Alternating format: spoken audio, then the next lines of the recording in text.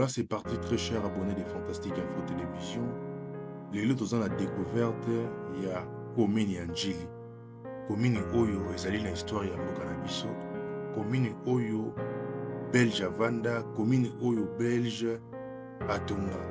Alors, na sengi na bino, vraiment, on va na bakiti na bino. Na boke bino, je peux na rotala. Les autres ont vraiment précisément car dans le quartier, il y a quartier 6 oyo tokolobela yango tokotuda bapionnier bandeko bavanda bamama mikolo bapapa mikolo bavanda oyo bamonaki quartier ya ko ndenge bandaki ndenge mpe komi lelo bazopesa bapoint na bango se retrouver juste après vidéo. Merci beaucoup. Osana kopartager te. Bonjour papa. Bonjour papa. Bon, on peut saluer Combo et puis na quartier Toza, commune Toza. Ah, toi la quartier 6, la commune Anjili. Combo nanga eli o na koli nango eli manager. Bon, bino boza ba pionnier ya quartier Oyo. Quartier 6 précisément na quartier 6 Nanjili. Biso la commune Anjili. Maintenant on peut être sur du solo par rapport à l'Anjili ezalaka. Anjili ndenge ezalaka tant ozalaki na mike. Na tangi na école laïque on 6. Na tangi na école laïque on 6.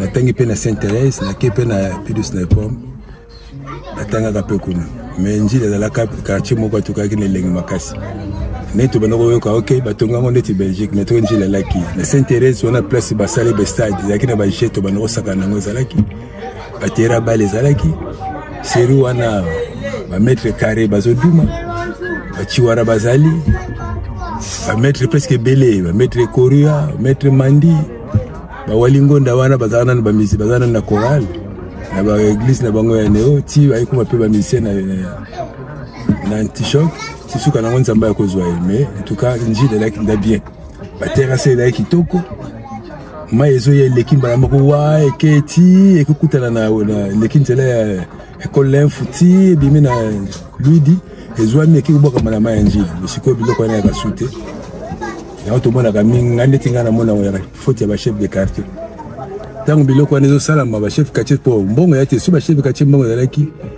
bakopesaka bato batipesi wa bemperme basivera bato babwakaka biloko wana sikoyo tala kaka mbazwaka na bango moyen te mvule kobeta mapango ekomokota bambamba biloko babwaki kuna ye ekoti na lupango mpo baterasi eza te yango tokosepela mingi na pesi président Fatima kama azosala ndenge yango motonga Anjili atuka toofeste makasi.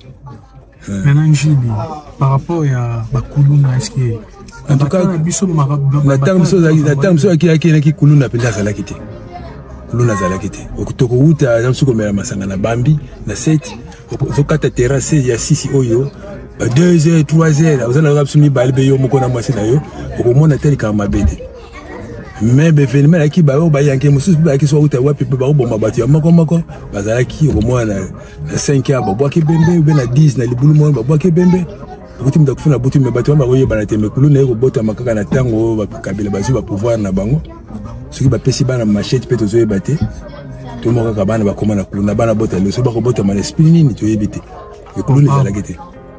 Alors par rapport à quartier, il y a combien de quartiers dans Anjili? Est-ce que Banda Kalapé Zaraka na ba quartier d'abord il y a combien de quartiers? Anjili a 13 quartiers. Est-ce que Banda Kalapé Zaraka na 13 quartiers? Zaraka na 13 quartiers. Zaraka na 13 quartiers mais sikoyo na balabala neti biso na babala mpioka. To Zaraka na 29 parcelles. Siko basusu bateki ba demi. Mais côté quand on va biquer binomo bote ka po tinda bozara na système boteki lupango po tinda mo na poto ti wezaki ya kalatan boti ya bana poto mo na papa mla ateki lupango nyonso aki osomba pa mosusu après ti mo na poto oya koteka sikoyo komi na tala kaka crise ya na mboka o mona boko kufela be mama bozana moyen te boko ke bo défi mbongo abatu po bokunda mama wana après Colombo tanga côté mais bon place mso ko mbongo ati obligatoire faut bote kata ndambo po bo libérer Colombo mbongo wana so mbongo na ye ndambo bino pe bako vivre nango bokabuli moko parce que mbongo ezala mingi boliki le pango mosuba bakisi la te ndambo ko tika la suku mota okende poto ali akei est-ce que ma campagne oteka mapango pona kende poto en tout cas ezala nango lisuti comment motaza kuna bengi yo bien na ba copie na yo faut ko to voyager merci beaucoup. Merci à toi. Bonjour Coco. Bonjour. Kombo nani et puis awa toza na quartier nini, commune na nini? Oui, commune Njili. Quartier nini? Quartier 6. Ok. Maintenant Coco, yoza muto okoli, obotem na Njili okoli ti na âge okomio. Mais quand on observe biso ndenge histoire ya Njili ndenge ezalaka, ndenge ba quartier kabola maki. Bon. Ngana buti bana nyosu na Njili. Banda 53.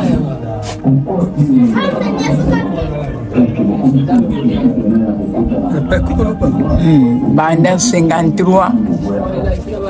1953.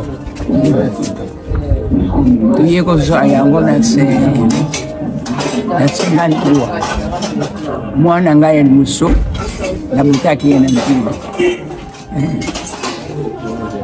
Maintenant Njili ezalaka ndenge nini bozalaka? Njili ezalaka weyibandini soko tuyoko likambo kuna neti batu bazwaka liboso katede katude bazalaki kozwa kakabe kozwa baye kotala neti koyo mundele soko sali boye se limo mundu sitaza kopesa biso ni soko tubandi kopesa kakabongo mutu nyonso lifa kozwa lifango kasi malamu lutana poya bana mbuka libusukuna ni katede ilungwe katede kate 3 kate 3 kate 4 eya kate 5 bisubaki ya kate 6 kate 6 kate 7 7 kate 1 10 kate 8 kate tuzalaki bien. Ma quartier ezalaki combien à l'époque? Ezalaki combien? Kasi au moins tenasi na tangi 8. Donc 8 quartiers à l'époque. Maintenant, bakisa maka ndenge ni tie koma na quartier 13, koma ba quartier 13. Kasi zako baka makaka kwa côté wani ezalaki na batu pango te. Baye kozwango sima. Est-ce que ça belge mutakabola kango? Mutazalaki kwa bola biso ni mundunda. Mundele ya poya bana sukozana bana kuzwa lupango pamba te ya taribu nite ifuna pesa vinutu pango ruviki lobukulu na bana kati seti kubaka mayiba kamaki oyo baye bazalaki na misala ya maboko ngamo bana ngai kuna salibo sokwanzana aswaki lupango kuna na seti azalaki kusala taye kati 7 wana baye kubakisa lisusu kati 8 kakabongo ene finkutu kala mingi te kamemi yango 8 ndek bakarte lisusu karte de wana ndiye alianza kuyaenda lisusu Njili ezalaki bien kasi kuna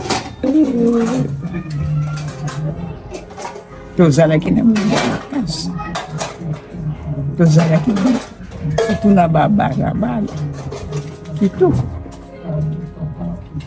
aye kotala bonete ifotokia bango mai tozalaka komai na se onatala ye kosalela biso bamibali na biso ali basali ediba ya mai ali baye kotongwa yango unatala baminga baye batali mai yango ezali kote nini awa na mai ya tio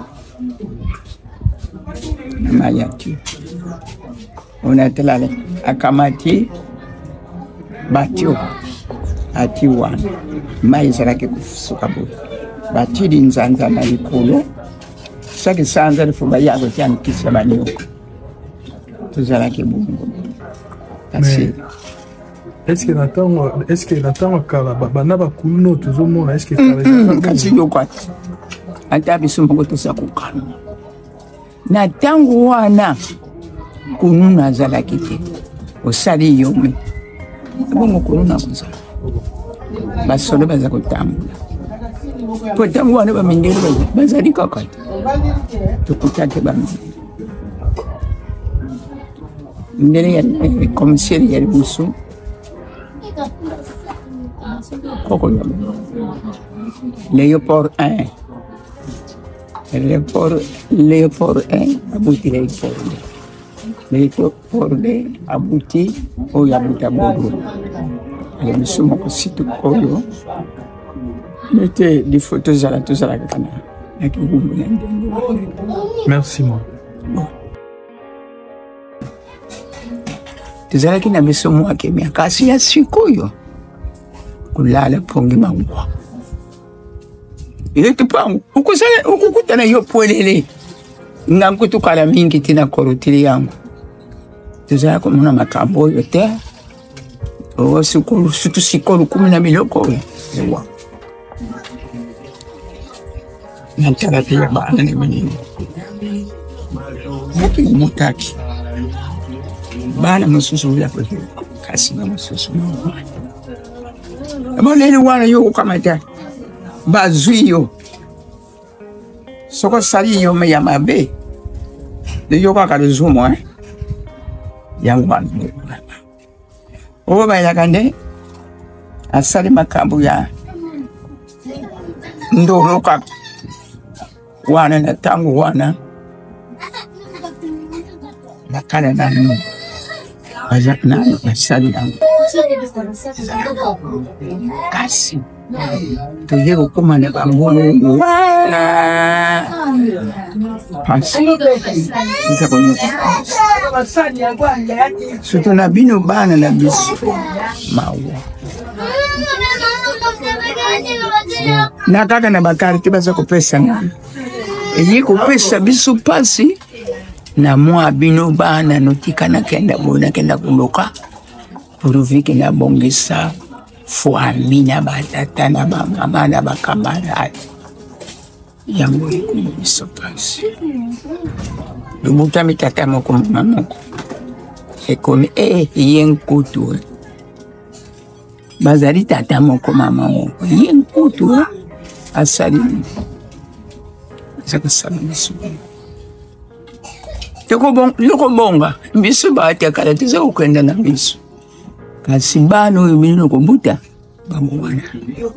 Bakusala mitu salaki bia. Kotala mtuye kutia dola. Meme maka.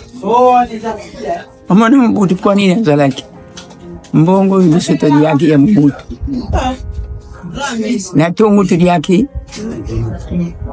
Mbongo mususu. Toko kuma wana na neve wani kufi.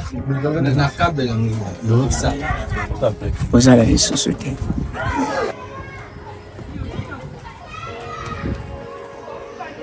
Mbote papa. Ah, mbote papa journaliste. Bon, on peut sa biso combo et puis na quartier Otozali na commune Tozali. Bon, là comme on a Albert. Albert Ngoto. La voie de la quartier 6 na Njili. Njili quartier 6. Donc comment ma quartier? Ah, Njili quartier 6. Bien les lots aux na quartier 6 na Njili. Yo oza pionnier.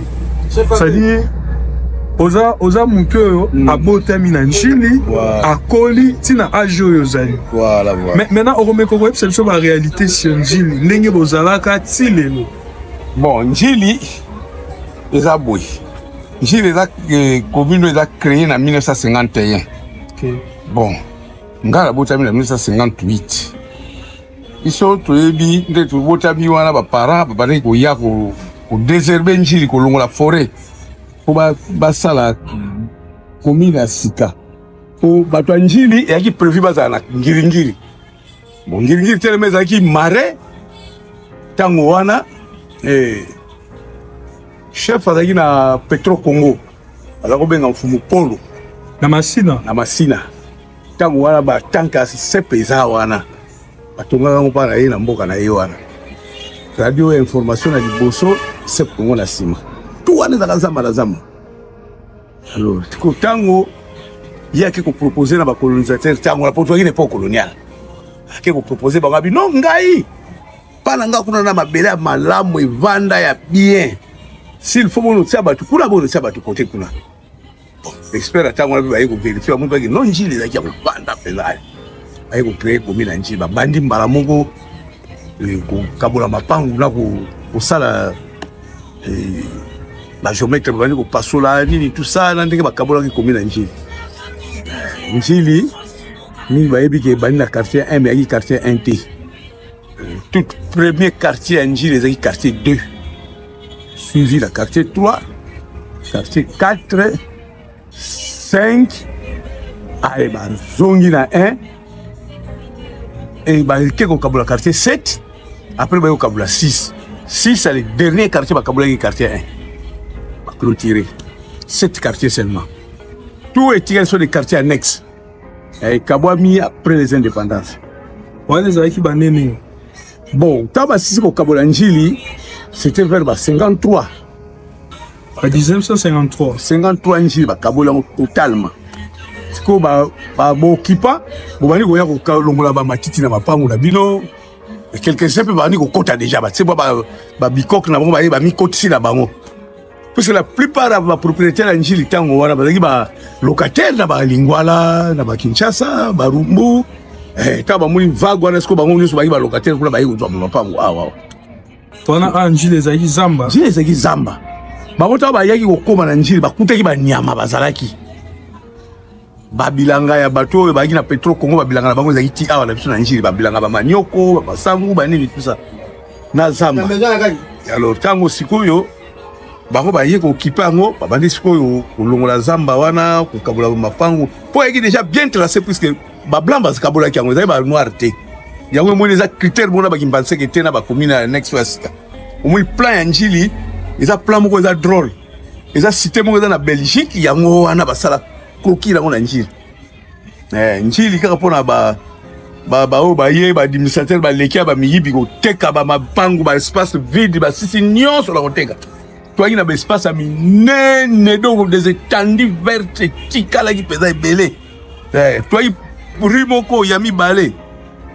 batiki terrain rue moko ya mibale batiki terrain donc tozali koluka place ya kosakanela te baplace ya kosakanelaki bebo mais lelo twane koma mapango alors sikoyo njili ntango esali bongo bapremier habitat baye kokota balabala mwa moko mpona mwa mutu moko mibale bato bazoya kaka moko ti mboka ezotongama malembe vers les années 60 wana siko njili etondi mpela njili avec les 7 quartiers ekomi déjà plein donc njili etongamaki na ane nini njili ebandi kotongama 251 ntango bakaboli mpo ndeti nga nazwi mabele na nga automatiquement na désherbe esili soko naza pressé nayi nalongwa nanga kuna nayambala moko nazwi mwa banzete na katikati na bongisi nayi kokota bapremier habitat bakotelaki ndenge wana mais babelge mpe batongaki quand même belge ayaki après belge ntango sikoyo bato bakoti bon batato bazali kosala bademandaki crédit belge ayaki na nini na njili belge ayaki na njili te belge ye mutu akabula njili ye nde mutu akabula njili ata akabula mais ye mpe avandaka na njili belge avandaki te ayaki bacité indigène ozomona bakaboli pour les indigènes ntango wana bakobenga biso baindigène ntango wana bakaboli bapesela biso bato mwindu mais bango bazalaki awa te mais bakaboli na plan ya mondele yango moi bari ya njili eza compliqué numéro 1 ake boye abaluki boye azongi boye donc ezaka ndenge wana nyaloka bacommune oyo tomoni ya lelo banexite mwa 1 2 bapère na baimpère banuméro ekeka tout droit boye bari ya njili ezali okoti boye obimi boye ozongi boye baluki boye ezalaki plan ya babelge maintenant à l'époque baactivité nini ezaosalama à l'époque bon à l'époque ezalaki kaka bato baye babita bovandi kaka bo bakendeke misala ntongo etali boke misala puisque centre ya njili ezali quartier 2 pa marché ezalaki pa mpe ntango bazali babisi ebandi kosala sika bazali donc eya lokola plaque tournante ya njili ezalaki na quartier 2 bino tout fokele quartier 2 bozwi batransport boke ozongi mpe osukili wana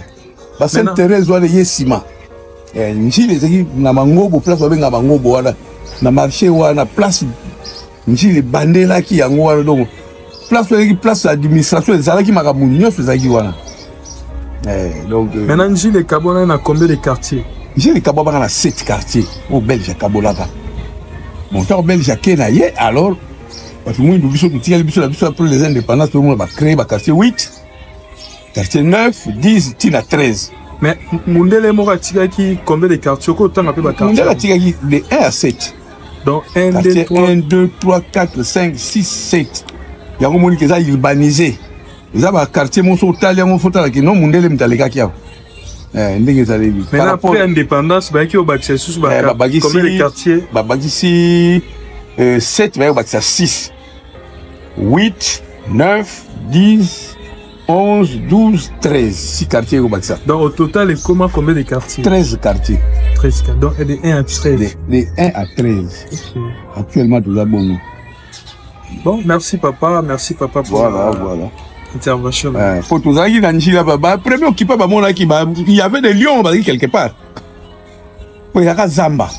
Ma père, vers 13h. Lion bazo il musika mais brouillon les okomatia.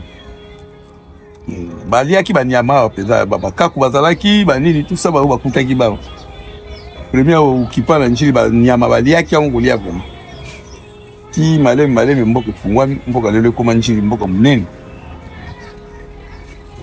Maintenant lelo tozomona est-ce qu'à l'époque pe bakuluna bazalaka?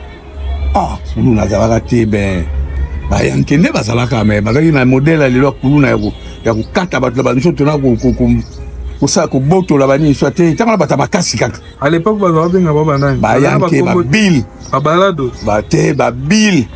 Bayanke donc ba roi moko bona kwemo ye mutasala ka loi na mwa kwewana. Donc ya ko boto la bato biloko te, ya ko beta pe bato te, mais ka do ala muta makasi. Parce que se mesurer bango na bango. Yo muta makasi koto muta makasi ko ya bo welani. Alba créer terrain bu bundi bilo mbalo ko gagner azui couronne wana ya kimuto makasi wana ezaka na ko bongo ezaka ya ko biba te ko kata ba tene to le lobo bazaki pe ba sportif o to zaka makasi nzoto kaka ba yankeka bazaka ba yankeka ka il y avait de ces gens ba makasi na bango tango wana bo mso ko kata ba matiti na banzoto la bango ba ina ba force na bango mystérieux mais au coup de tête yo wana ko ke ko lo automatique. Merci beaucoup.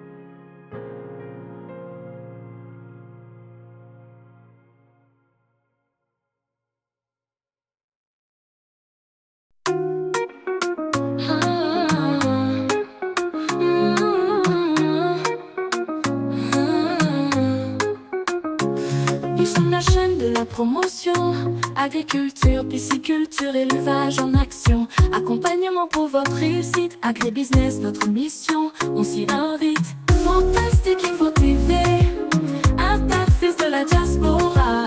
Pour un combo bio, cultivons sans déboire. Agriculture, priorité des priorités, tout devient réalité. Gestion de projets agricoles, transformation du produit frais vers la consommation. Avec nous, chaque récolte est une victoire pour un avenir vert plein d'espoir. Fantastique Info TV, interface de la diaspora. Pour un combo bio, cultivons sans déboire. Agriculture, priorité des priorités, tout devient réalité. Il est temps que les Congolais mangent bio. En Santos à la Bilonga, c'est le mot. De la terre à la table, un parcours réussi. Avec Fantastique Info TV, le futur est ici. Le vrai changement de la RDC passera par l'agribusiness. N'oubliez pas de vous abonner vous gratuitement. Fantastique Info TV, un fils de la diaspora. Pour un Congo bio, cultivons sans déboire.